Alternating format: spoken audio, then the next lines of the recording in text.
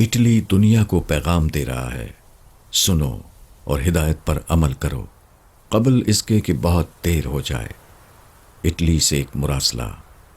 سلامتی ہو سب کے لیے۔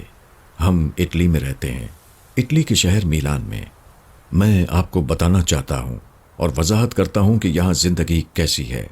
یہاں بہت تکلیف دہ حالات ہیں۔ میں بتانا چاہتا ہوں کہ آپ کسی قسم کی کوئی غلطی نہ کریں اور ہم سے جو غلطیاں ہوئی ہیں ان کے نتائج سے سبق حاصل کریں۔ ہم اس وقت مکمل قید میں ہیں۔ ہم گلیوں میں نہیں جا سکتے۔ پولیس ہر جگہ الرٹ کھڑی ہے اور ہر اس شخص کو گرفتار کر رہی ہے جو اپنے گھر سے باہر نکلتا ہے۔ ہر چیز بند ہے۔ کاروبار، بازار، دکانیں اور تمام گلیاں بالکل سنسان ہیں۔ دنیا کے اختتام جیسا محسوس ہو رہا ہے۔ اٹلی، جو کہ پر رونق زندگی کی علامت ہے، ایک روشن مرحلے سے اندھیرے اور تاریک مرحلے کی طرف دھکیلا جا رہا ہے۔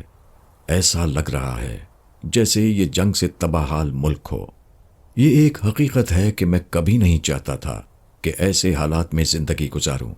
لوگ یہاں پر بہت اداس ہیں، غمگین ہیں، شش و پنج میں ہیں، مضطرب ہیں اور بے یار و مددگار ہیں۔ وہ یہ سمجھنے سے قاصر ہیں کہ یہ آفت اور یہ حقیقت ان پر کیسے مسلط کی گئی، اور وہ یہ بھی نہیں سمجھ سکتے کہ یہ ڈراؤنا منظر کب ختم ہوگا۔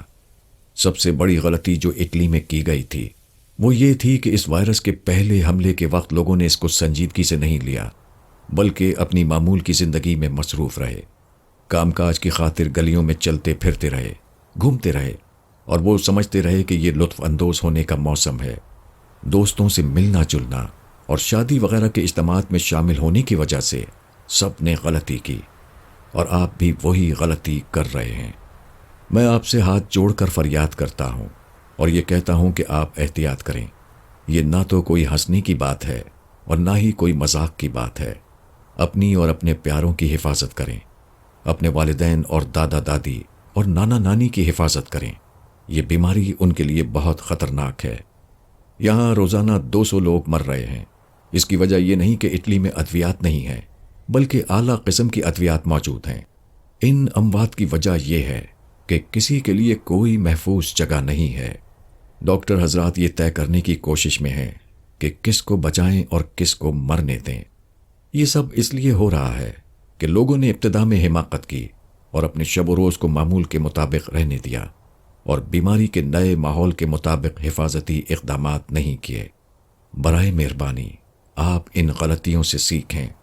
ہم ایک چھوٹے سے ملک میں رہنے والے ہیں اور ایک بہت بڑے سانحے سے گزر رہے ہیں۔ اب غور سے سنو۔ ہجوم والی جگہوں میں مت جاؤ، عوامی مقامات میں مت کھاؤ پیو، زیادہ تر وقت اپنے گھر کے اندر گزارو۔ محکمہ صحت کی ہدایات کو غور سے سنو اور ان پر سختی سے عمل کرو۔ ان کو مذاق مت سمجھو۔ ایک دوسرے سے بات کرتے وقت کم از کم 1 میٹر کا فاصلہ رکھو۔ قریب مت آؤ اور ایک دوسرے سے گلے نہ ملو۔ احتیاطی تدابیر اختیار کرو اور دوسروں کی غلطیوں سے سبق حاصل کرو۔ ہم آپ کو مشورہ دیتے ہیں کہ وائٹامن سی استعمال کر کے اپنے جسم کی قوت مدافعت کو مضبوط بناؤ۔ طبی عملے کے ساتھ تعاون اس بیماری کے خاتمے میں مددگار ثابت ہو سکتا ہے۔ اٹلی سارے کا سارا قید خانے میں تبدیل ہو چکا ہے، جس کا مطلب ہے 60 ملین لوگ قید میں ہیں۔ یہ سب کچھ روکا جا سکتا تھا اگر لوگ حماقت نہ کرتے اور ابتدا میں ہی احکامات پر عمل کر لیتے۔ اپنا اور اپنے محبت کرنے والوں کا خیال رکھیں۔ اس پیغام کو زیادہ سے زیادہ لوگوں تک پہنچائیں۔